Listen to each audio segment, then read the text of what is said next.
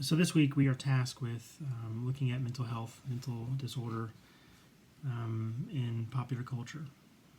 The very first person that comes to my mind that I had to kind of deal with at a young age and deal with the idea of depression, anxiety, and taking one's own life because of succumbing to that mental disorder was Kurt Cobain, frontman, lead singer of Nirvana.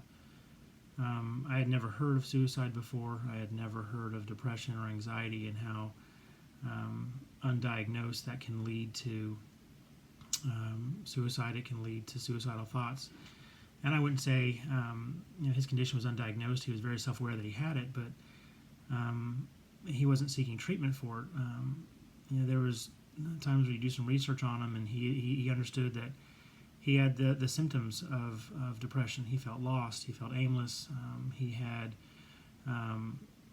trouble sleeping, either sleeping too much, sleeping not enough. Part of his depressive state, obviously, he encountered anxiety of being a performer, of meeting the needs of the record label or meeting the needs of his fans. And really, if you look at some interviews and kind of research, there was moments where he felt very distant. He felt very out of place. He felt that even though he was a musician, he still had those symptoms of anxiety and depression. Crippling fear of failure. A lack of placement in the world, despite being the voice of a generation. Look at depression. He saw that as a burden rather than a joy.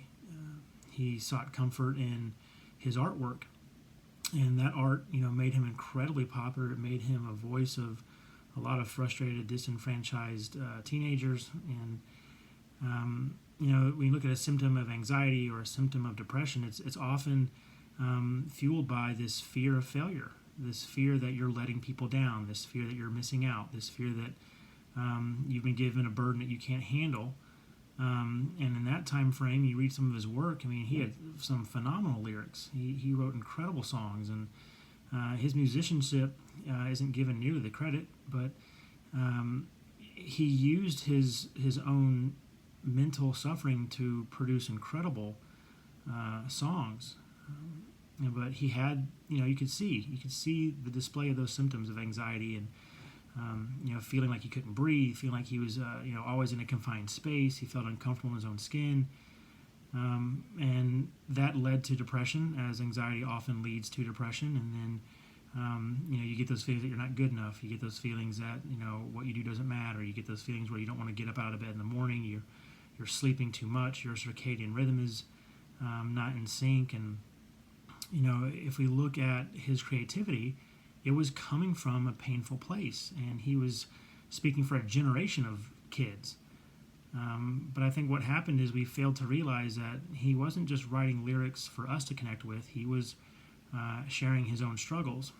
As a social worker and as a hopeful future therapist, one of the things that I would have done that would have been very difficult to tell him is you need to stop and take a break from your art and walk away from the spotlight and concentrate on your mental health. But how do you do that, especially when someone's self-worth is wrapped up in their medium?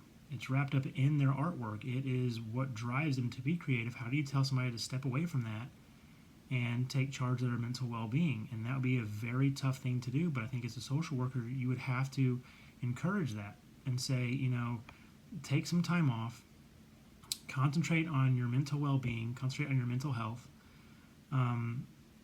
He was incredibly self-aware, but it was too late. And whoever he had around him kept pushing him to work through it instead of telling him to take a break and reevaluate your life. I think the band made such an impact that if he took 6 months off, 9 months off to break his addictions, to understand his own mental well-being, Nirvana could have come back and they would have continued and people would have welcomed them and loved them. But how do you tell somebody whose entire identity is made up of their struggles to break free and take a break? That'd be very, very hard to do, but I think that would have been a benefit for them.